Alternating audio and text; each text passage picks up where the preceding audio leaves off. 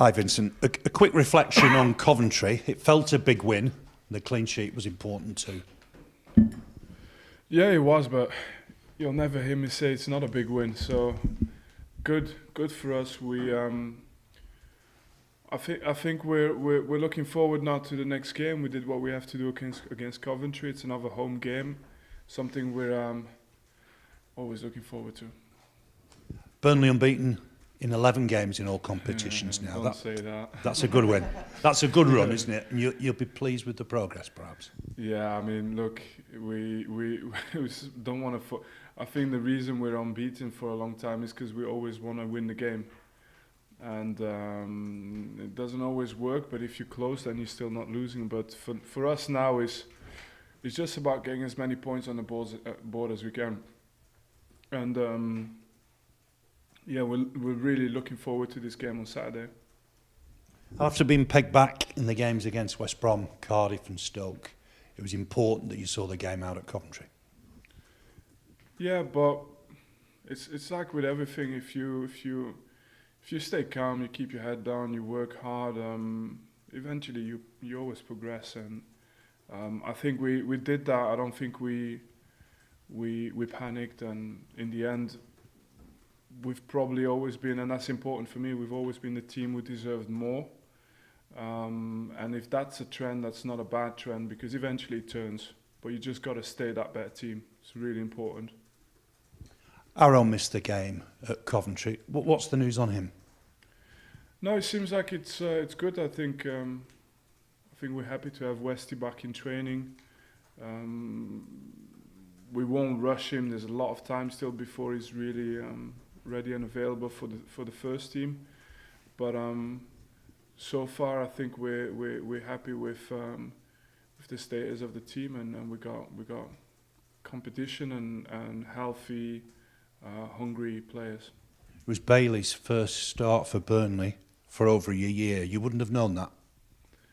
Yeah, no, but it's an important concept for me to just trust the players that we have. So I don't really lose sleep over any type of combination I need to put out.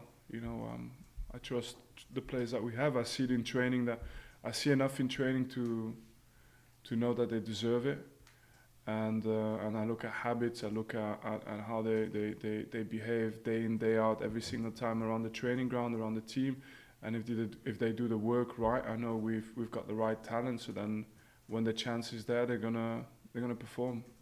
It's a rarity, isn't it, to have a week between games in the current climate. Yeah. It'd have been good for you to have some time on the training ground with the lads this week. Yeah, really. I mean, we used a couple of days to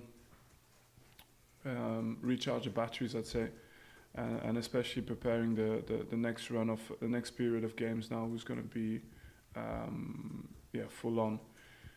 And then I think we used this week the same way as we wanted to do in the beginning of the season, just re-energize as well, but go full and bring that intensity back up.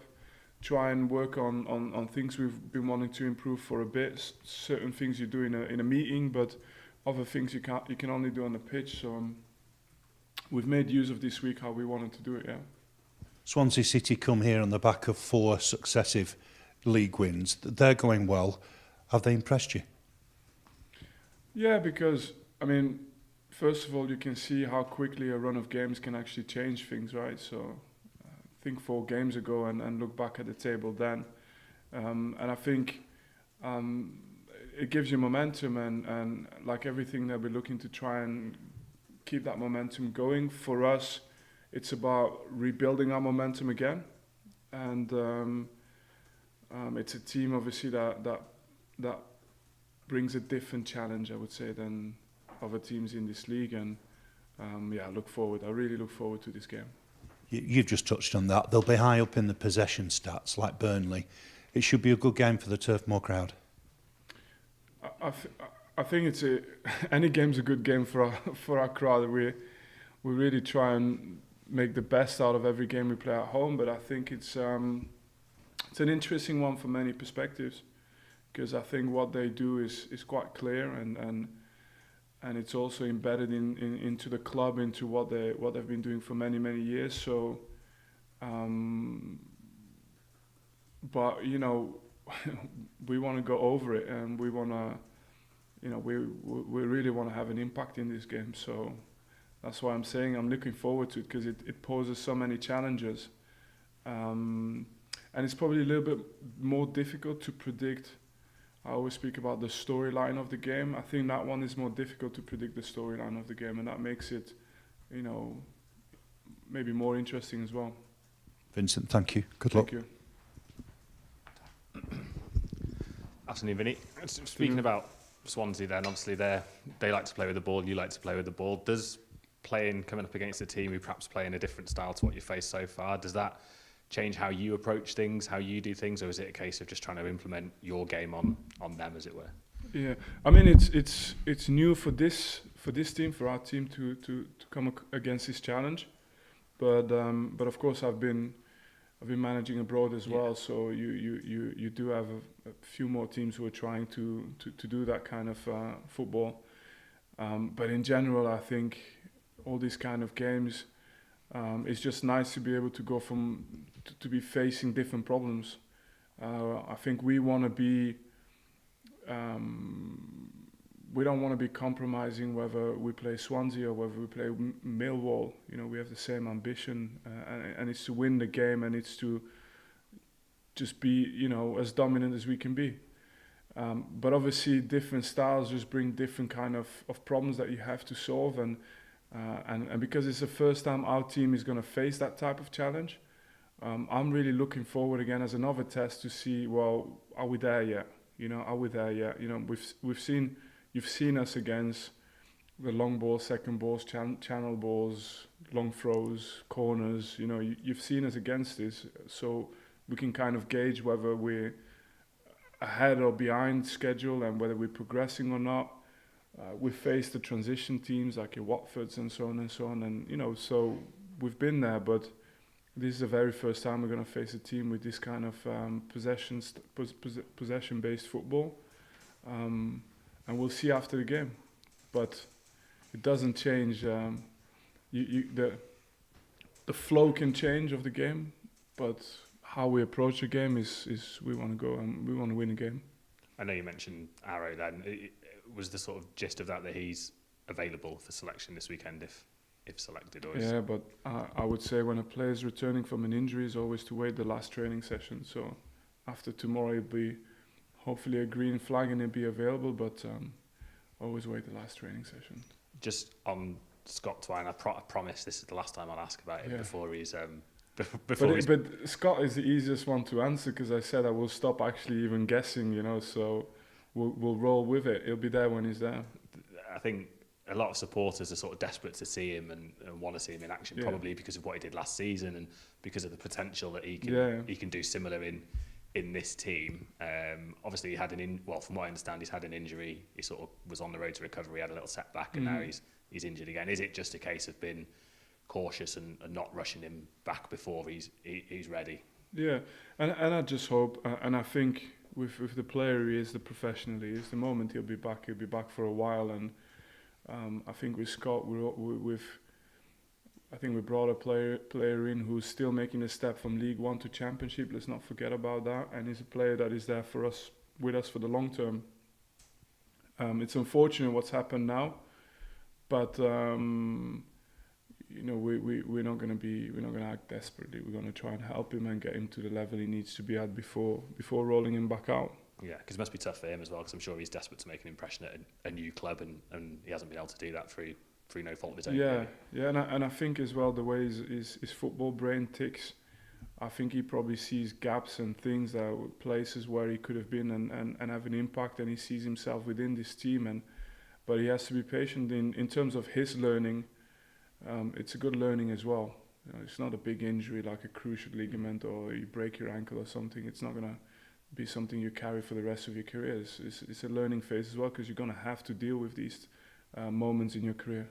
Just on Swansea, it's sort of an open secret that you looked at Michael Obafemi in the last days of the transfer window. Did you ever think there might be a time when he'd be in claret and blue not the white of Swansea? Was that ever I get can't close? even remember what happened in the last day of the transfer. It's one big blur. Like, all I can remember is watching videos of opponents, then mixing it with videos of players that you've got to see if you can still bring in or not, and then preparing games, preparing training sessions, preparing transfers, calling agents, calling. So I don't know anymore. It was that much happening at the time. All I know is that, to be honest, Swansea is a team with. There's many players in the Swansea team to like. You know, they've done a good job, and in general, I think if you associate the way we play, I think there's a side on the ball, but I keep mentioning about how much running we do, how hard we but it's ridiculous. I don't know what the stats, if the stats are available, but it's our team is ridiculous in that aspect. So, you know, it's quite easy to go around the league and see the type of players that will fit within what we do, and those who wouldn't is quite easy. Nice. I think you answered that well without directly answering it. So well done. But there's also an element for me. It's not a case of wanting to go around the question. He's a player from another team, you know. Of course, yeah. And I'm thinking, you know, knowing my colleagues and stuff, getting to know them better. I just want to be respectful of that side as well. Of course, yeah. Of course. I just wanted to ask you a couple of questions about the under-21s as well. I know you watched the game on Monday, and you utilised quite a few, what I would term senior players in that setup, which it hasn't been done too frequently here in the past sort of 6 or 7 years. Is that a case of win-win from your perspective, in that the likes of Matt Loughton gets 90 minutes and also they can rub off on those players who are coming through the ranks as well? No, I think it's a mix. I think there's times where you've got to prioritise your talents, and there's times as well where, you know, I think a blend is good. It's healthy. It just raises a little bit that level as well. And you play with senior players around you. You start to understand a little bit more how they think, how they behave, and so it's good as well. But just in general, I think this week was a special week because it offered the opportunity to drop a few players in, and after that, I think you've seen the schedule. It was either that or organising a friendly game, and I think having that mixed was good. As long as everybody bring in the attitude as they do, these games are valuable. Yeah. And it's not just the senior guys. You still got guys like Owen Dodson, EJ Tucker. You've got, we had Seb Thompson, Marcel Lewis. You know, we had enough young players. Dennis Frenchy. They're all young players. CJ Egan Riley. I mean, they're all young players in their own right who benefit from that blend. Yeah. Another one who probably comes into that is Dara as well, Costello. Yeah, Dara, of course. Yeah. I know we've got a game now every sort of 3 days between now and the World Cup, and he travelled, I think, on Saturday with you, Darren. Yeah. He was involved earlier in the season. Is he, when you speak about utilising the squad, is he still very much in your thinking for that? Yeah, they all are. They all are. I mean, you know, I have a track record of really utilising the squad. So I think those who usually struggle are those who maybe read too much into it too often, and then sometimes you can drift a little bit away because, you know, you're thinking.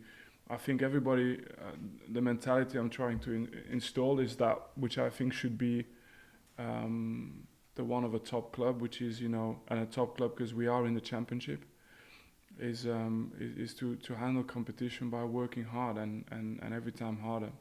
And Dara is a young player which I have a lot of time for, but like everyone else, he cracks on, works hard, and we'll need him at some point. But it's good to have a debut which is a start, and the rest is still to get the basics right.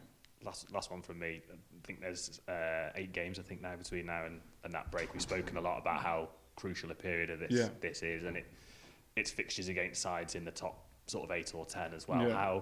How key a period is it? How challenging a period? How exciting a period is it for? Well, it feels like it's never stopped. The league is changing that much that we're always facing teams from the top 8. That's true. Yeah. It just depends what week you face them. So yeah, we're gonna face again another set of top 8 clubs until it's other clubs. But one game at a time, right? I think that Swansea game is important enough already in its own right. It's we'll focus on Swansea, and then we'll start working on Birmingham. and I think it's drilled into our team that we need to have a kind of an emotional calmness about it, like be hungry, aggressive, hard running, and then the team that we are on the ball as well. But accept that it's not all going to be perfect in a period of time like this. It's impossible. But the teams that bounce back the quickest will be the one getting the rewards, I think. Lovely. Thanks very much for your time.